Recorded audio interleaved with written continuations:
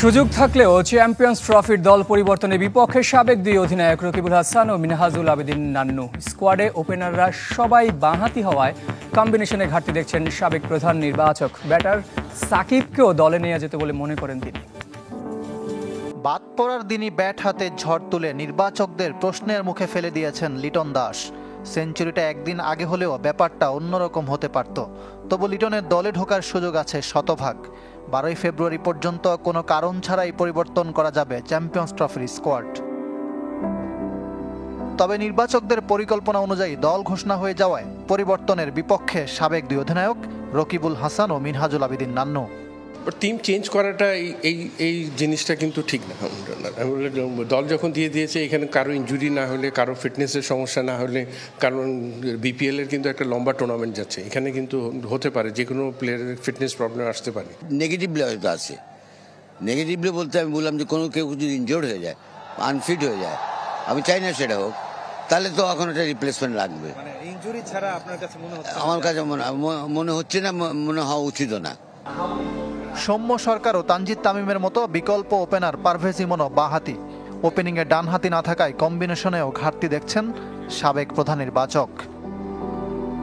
তিনটা বাঁহাতি ওপেনার একসাথে, ওখানে ইমনের ইনএক্সপিরিয়েন্স, তো আমি সব কিছু মিলে বলবো যে লিটন দাসের ব্যাপারে একটা চিন্তাভাবনা করা যেত ওই জায়গাটায়, কারণ ওর যথেষ্ট অভিজ্ঞতা আছে বড় টুর্নামেন্টগুলি খেলার। এবং আরেকটা জিনিস দেখবেন, আমাদের ফার্স্ট ম্যাচটা কিন্তু দুবাইতে কিন্তু ওভারঅল ওর রেকর্ডটা কিন্তু যথেষ্ট ভালো। ব্যাটার সাকিব আল হাসানকে বিবেচনা করেনি নির্বাচক প্যানেল। আইসিসি টুর্নামেন্ট হওয়ায় অভিজ্ঞতার কারণে সাকিবকে দলে রাখা যেত বলে মত নান্নুর। যেহেতু আমাদের তামিম ইকবাল নাই এখানে একটা এক্সপিরিয়েন্স প্লেয়ারকে কিন্তু অবশ্যই একটা সুযোগ দেওয়া উচিত ছিল, এবং এটা দিতে পারত। রান বন্যায় দর্শকদের জমজমাট বিনোদন দিচ্ছে বিপিএল। তবে নতুন প্রতিভা ও নজরে আসার মতো পারফরম্যান্সের অভাব কিছুটা আশাহত করছে সাবেকদের। বাদ পড়ার দিনই ব্যাট হাতে ঝড় তুলে নির্বাচকদের প্রশ্নের মুখে ফেলে দিয়েছেন লিটন দাস। সেঞ্চুরিটা একদিন আগে হলেও ব্যাপারটা অন্যরকম হতে পারত। তবু লিটনের দলে ঢোকার সুযোগ আছে শতভাগ। 12 ফেব্রুয়ারি পর্যন্ত কোনো কারণ ছাড়াই পরিবর্তন করা যাবে চ্যাম্পিয়ন্স ট্রফির স্কোয়াড। তবে নির্বাচকদের পরিকল্পনা অনুযায়ী দল ঘোষণা হয়ে যাওয়ায় পরিবর্তনের বিপক্ষে সাবেক দুই অধিনায়ক রকিবুল হাসান ও মিনহাজুল আবেদিন নান্নু। টিম চেঞ্জ করাটা এই জিনিসটা কিন্তু ঠিক না।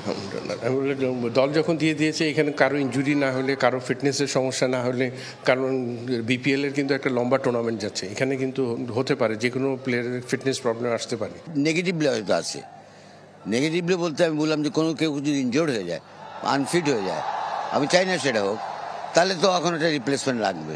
ইনজুরি ছাড়া আপনার কাছে মনে হচ্ছে? আমার কাছে মনে হচ্ছে না, মনে হওয়া উচিত না।